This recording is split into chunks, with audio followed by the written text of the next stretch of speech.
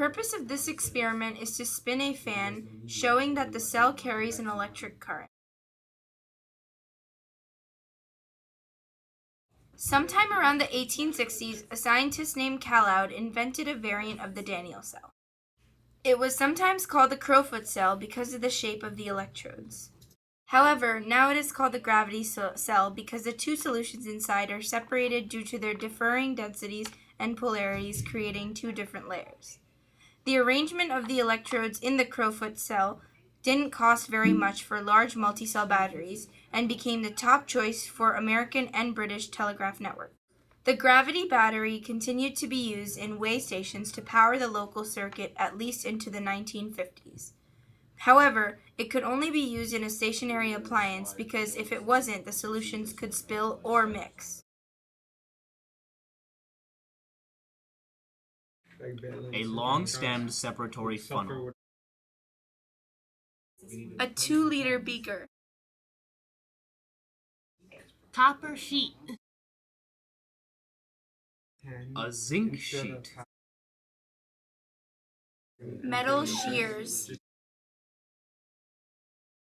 0.01 molar zinc sulfate solution. 1 molar copper sulfate solution. 0.5 volt DC motor. A propeller. Before attempting the experiment, be sure to follow these safety procedures. Copper compounds can be toxic if taken internally, and dust from copper compounds can irritate mucous membranes. The electrodes should be removed from the cell and rinsed with water. The rinse should be flushed down the drain. The mixture in the beaker should be stirred and flushed down the drain with water. The electrodes may be reused in subsequent presentations of the demonstration. The zinc electrode will eventually disintegrate, at which time the fragments should be discarded in a solid waste receptacle.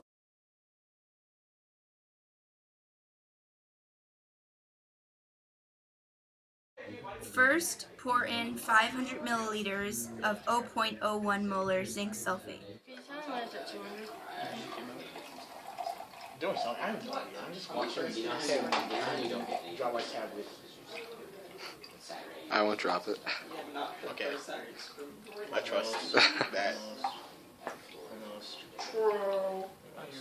You're using acid. Next, pour in 500 milliliters of 1 molar copper sulfate into the beaker using a funnel.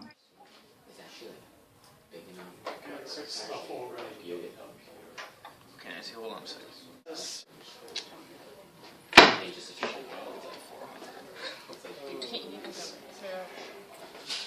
Huh? You can say that again. Alright, hold on. Right? It is a 300. I mean...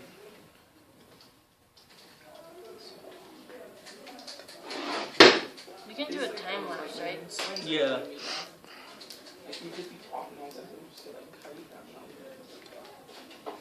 Almost there. Just 100.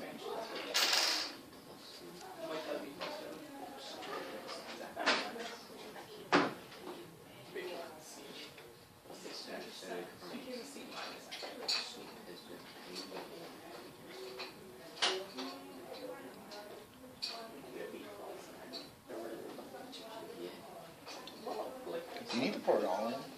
No. No, only Bigger is 400. No, I'm just because you're using my tablet. You know, I'm just watching. They did a job. There's definitely 2 layers of dark blue and a little bit of mixing with the light blue, but I guess that's just How are we doing extra height? How are you doing? a little bit more. How you doing?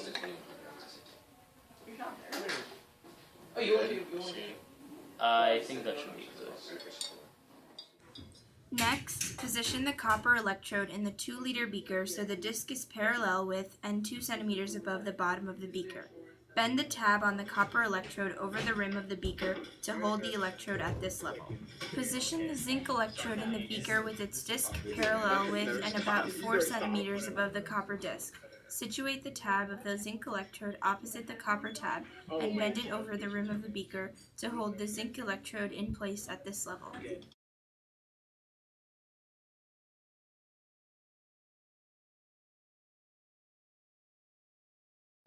Attach a wire to each electrode.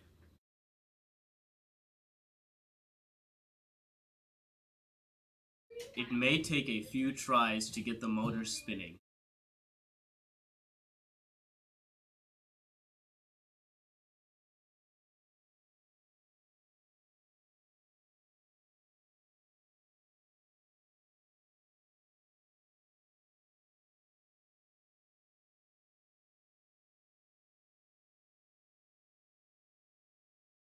Watch the fan spin.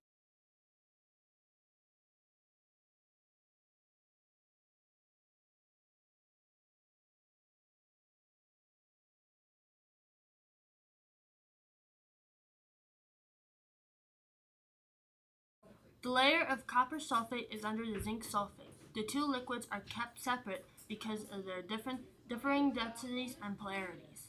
2 electrons are being pulled off the zinc atom in the zinc electrode. The 2 zinc electrons travel through the solution and are attracted to the copper 2 plus cation from the copper electrode. This thus forms a neutral copper atom and a zinc 2 plus cation. The transfer of electrons from the zinc to the copper allows a charge to be carried through the solution, which is conducted by the electrodes and used to power the motor. This all will be illustrated in the following animation.